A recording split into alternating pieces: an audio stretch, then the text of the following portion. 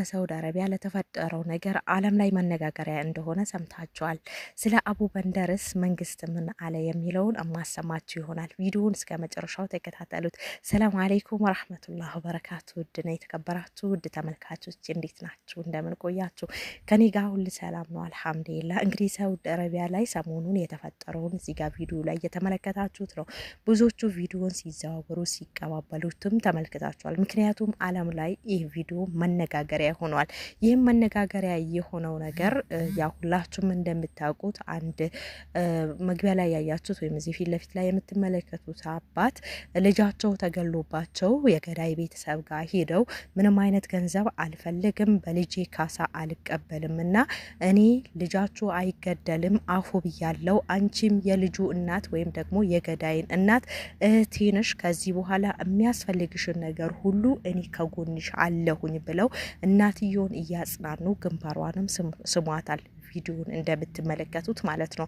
አቤት ደግነት፣ አቤት ልብ፣ አቤት ሩህሩህነት፣ አቤት አዛኝነት፣ አቤት ይቅርባይነት። ሀቂቃ ብዙዎችን ይህ ቪዲዮ አስደምሟል፣ ብዙዎቹን አስገርሟል፣ ብዙዎቹም ደግሞ እየተቀባበሉት ዓለም ላይ መነጋገሪያ ሆኗልና ይህ ቪዲዮ በብዛት እየተሰራጨ በብዛት ሚዲያዎች እየተጠቀሙት መነጋገሪያ የሆነ ቪዲዮ ነውና መልካምነት፣ ይቅርባይነት እጅግ በጣም የሚያስደስት እጅግ በጣም የሚቀናበት ነገር ነው። አላህ ይጨምርላቸው፣ እድሜያቸውንም አላህ ረጅም ያደርገው። ያደረጉት ነገር ሀቂቃ እጅግ በጣም ለብዙዎች በቃ ግርምት ውስጥ ፈጥሯልና በጣም ደስ የሚል ትምህርት ነው ያስተማሩትና ይቅርባዮችን አላህ ስለሚወዳቸው ያደረጉብንን ነገር ያጠፉብንን ሰዎች በሙሉ ይቅር ባዮች አላህ ያደርገን።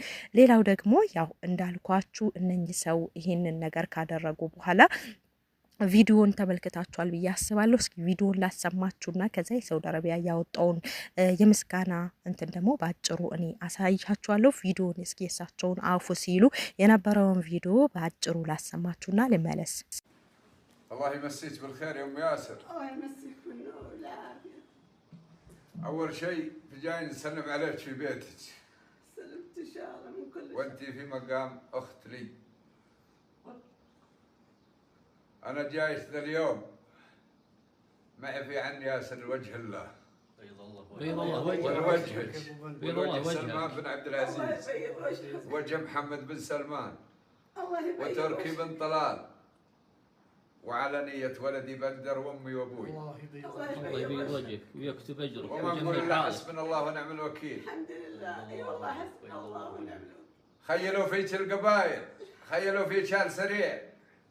ቪዲዮ ረጅም ስለሆነ ባጭሩ ይሄን ያህል ከሰማችሁ ይበቃችኋል። እዚህ ጋር በደስታ ብዛት እናትየው ስታለቅስ የሰማ ሰው ቪዲዮ እያየ ያላለቀሰ ሰው አለ ብዬ አላስብም። ምክንያቱም ምን ያህል ቀስሟ እንደተሰበረ ልጄ ከመቼ መቼ ይገደላል፣ መቼ ነው የሚሰቀለው ብላ ሁሌ በስጋት የነበረች እናት ናትና ሂደው ደግሞ ቤቷ መጥተው የተገደለባቸው አባት በዚህ መልኩ ሲያበስሯት ደግሞ የነበረው ስሜት አስባችሁታል። በደስታ ሮጣ ሂዳ ነው እግራቸው ስር ድፍት ያለች የነበረው። ነገር ግን እሳቸውም ቃና አድርጓት ግንባሯን ስመው አብሽሪ እኔ ከጎንሽ አለሁ ብሎ መጽናናት ሁሉ ራሳቸው ተጽናንተው እሷን ሁሉ ለማጽናናት እየሞከሩ ሰምታችኋል። ቪዲዮውን እስከ መጨረሻው እንዳላስገባላችሁ ደግሞ ያው እኔ ከሰሳለሁ ማለት ነው፣ አይቻልም እና ባጭሩ የሳቸው ያደረጉት ነገር ይሄን ይመስላል። ይሄንን የሰማ የሳውዲ አረቢያ መንግስት ደግሞ ለሳቸው የላከላቸው ደብዳቤ አለ። ባጭሩ እሱን ደብዳቤ ነው እኔ ቪዲዮን ስላያችሁት ደግሞ እኔ ያው ያንን ደግሞ መንግስት ለሳቸው ያቀረበው የምስጋና መልእክት ነው ለእናንተ ማድረስ የፈለኩት። መልካም ነገር ለሰራ ሰው ሁሉ አላህ Subhanahu Wa Ta'ala ምንዳውን ደግሞ በእያንዳንዱ ባደረጋት መልካም ስራ ሁሉ እያንዳንዱ መልካም ምንዳ ይዛ ትመጣለች ማለት ነው። አላህ ኸይር ነገር የምንሰራ ያደርገን። ለሳቸው የተላከውን የምስጋና ደብዳቤ ደግሞ እንደሚከተለው አቀርብላችኋለሁ። ይህ በምስሉ ላይ የምትመለከቱት ሰነድ ከሳውዲ አረቢያ የአሲር ቀጠና አስተዳደር አሚር ታሪክ ቢን ተላል ቢን አብዱልአዚዝ የተላከ ይፋዊ የምስጋና ደብዳቤ ነው። እንግዲህ ደብዳቤው ለሟች ቤተሰቦች የተሰጠ የምስጋና ደብዳቤ ነው። ደብዳቤው የተጻፈው ለሼክ ሪያድ ቢን ሳኢድ ቢን ታክፋን የበኒ በሽር ጎሳ መሪ ሲሆኑ ዋናው መልእክቱ ደግሞ የይቅርታ ምስጋና ነው። የሟች ቤተሰቦች ወሊ አልደም የሆኑት የአህያ ቢን ማዕዲ ቢን ቀኒስ አል በሺሪ ቤተሰቦች በገዳዩ ላይ ሊፈጽሙት የነበረው የግድያ በቀል ትተው ሙሉ ለሙሉ ይቅርታ በማድረጋቸው የተሰማቸውን ክብርና ምስጋና ገልጿሉ። የሽምግልና ጥረት አድናቆት ይህ የይቅርታ ስምምነት እንዲሳካና በሰዎች መካከል ሰላም እንዲወርድ ጥረት ላደረጉ ለሼኩ እንዲሁም ለታዋቂ ግለሰቦችና ለበኒ በሽር ጎሳ አባላት በሙሉ አሚሩ ምስጋናቸውንም አቅርቧል።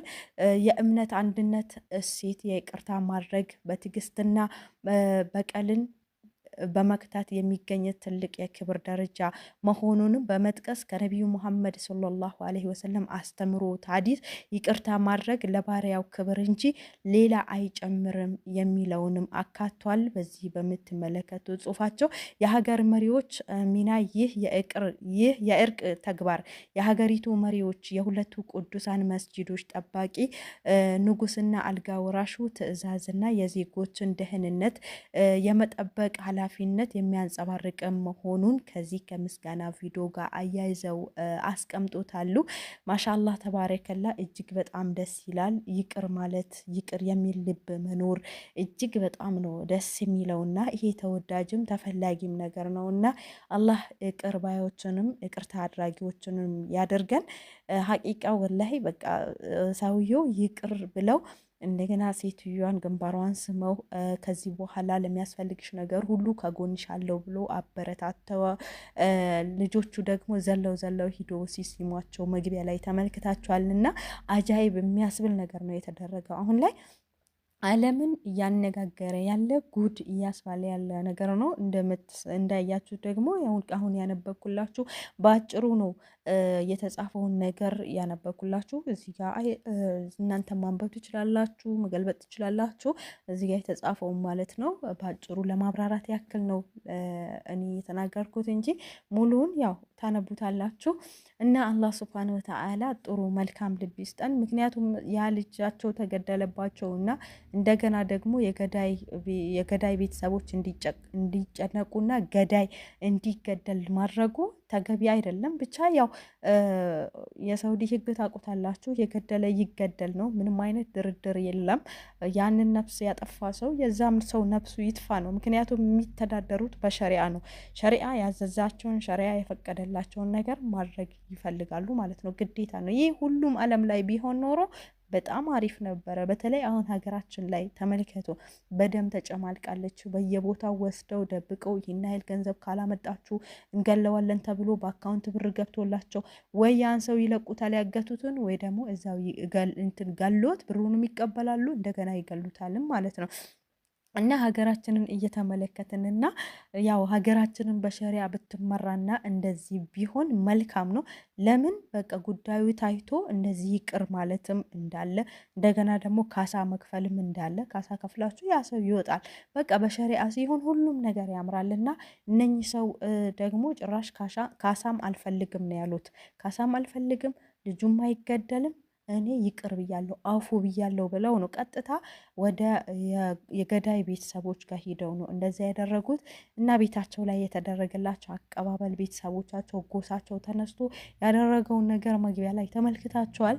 አላህ ሱብሃነሁ ወተዓላ መልካምና ጥሩ ልብ ይስጠን። በተለይ ደግሞ ይቅር ባዮች አላህ ያደርገን። እኛም ይቅር እንድንል ልባችንን አላህ በቃ ሩህሩህ ያደርገን።